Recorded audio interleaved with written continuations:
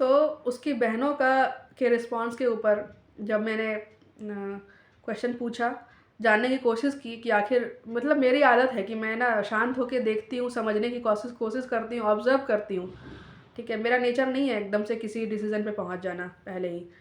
तो जो जो आंसर मुझे मिला उसने खुद मुझे बताया कि मेरी शादी के जस्ट कुछ दिन पहले, 1 महीने पहले समथिंग ऐसे उसने जो है उसकी ईमेल आईडी को, जीमेल आईडी को उसने हैक किया, ठीक है? अपनी बहन की आईडी को हैक किया।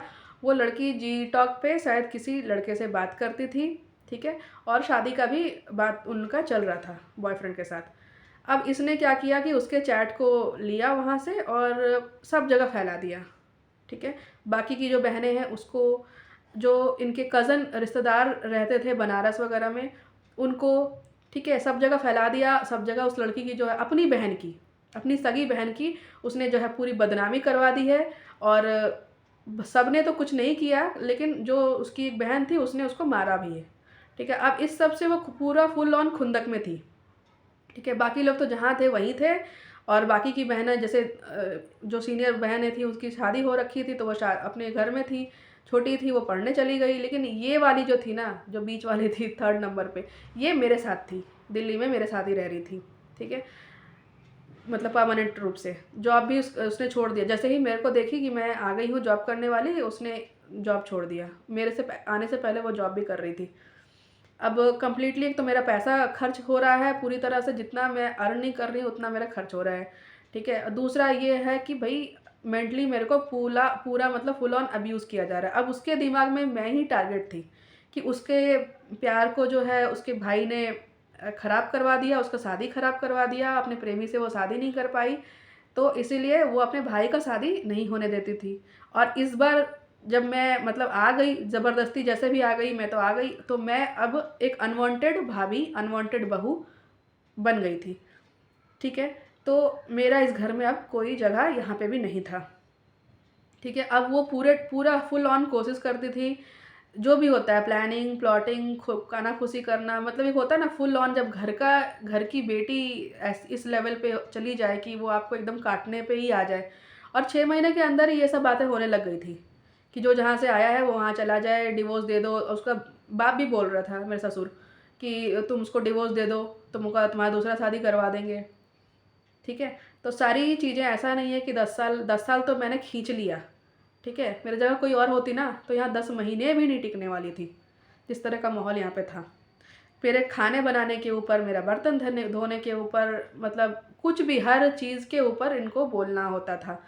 मतलब इतना इतना ड्रामा, इतना पॉलिटिक्स आपको किसी मतलब इंडियन सिनेमा या सीरियल में देखने को नहीं मिलेगा जितना मैंने अपनी लाइफ में देखा है, ठीक है? अभी इतना डिटेल में बारीकी से क्या ही बताऊँ, मतलब मेरे को बोलने में भी ये सब ठीक नहीं लगता है।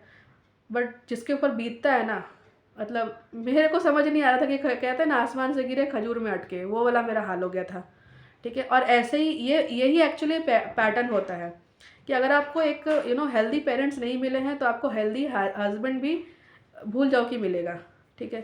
तो ये पेरेंट्स की जिम्मेदारी है कि वो अपने बच्चों का कैसा फ्यूचर का जो है ना निर्माण करना चाहते हैं। ऐसा नहीं होता कि आप एक बच्चे को जो है 25 साल तक जो है अब्यूज़ करोगे और अगले ही दिन, अगले ही महीने जो है उसकी लाइफ चमक जाएगी जस्ट शादी करते ही, ऐसा नहीं होता है। वो जिस अब्यूज़ में, जिस ट्रॉमा में वो जी रहा है, वो वैसे ही लोगों को अट्रैक्ट करता है, ठीक है? तो जिस तरह का मतलब मेरा पैरेंटल फैमिली था, वैसा ही मतलब उससे भी बदतर मेरे को अपने ससुराल का फैमिली मिल गया। और वहाँ तो चलो कम से कम एक पापा थे, मम्मी मेरी साइलेंट ही थी, मम्मी का कोई रोल नहीं था, भाई का भी कोई रोल नहीं था। बट यहाँ पे तो बाप का भी रोल है, हस्बैंड का भी रोल है, जब देखो तो वो भी हाथ उठाता है, ठीक है? और बहन का भी रोल है। बहन हाथ तो नहीं उठाई ज़्यादा कभी, लेकिन एक बार झगड़ा हुआ था तो उठाई है, की है। और बाप भी जो है फुल ऑन मतलब लगा हुआ था कि किसी तरह से, उसके बाप के दिमाग में ये था दहेज का मैटर, ठीक है? कि मेरे को तो इतना लाख रुपए देने वाला पार्टी मिल रहा था, जो है इसने शादी नहीं किया या इसने मना कर दिया, पता नहीं क्या रीज़न था। तो जो भी हो, मेरे बाप का दहेज जितना अमाउंट दिया गया वो उसको पसंद नहीं था, इस वजह से मैं उसको पसंद नहीं थी। मैं मतलब मेरा मरते दम तक उन्होंने कभी मुझे एज अ बहू कभी एक्सेप्ट ही नहीं करा, जस्ट बिकॉज कि मेरे बाप ने दहेज कम दिया उनके हिसाब से। तो भाई सीधा सा बात है, अगर दहेज पसंद नहीं था तो नहीं करते ना, शादी होने के बाद फिर आप ये ड्रामा करके क्या क्या कर लोगे आप? मुझे निकाल तो सकते नहीं हो।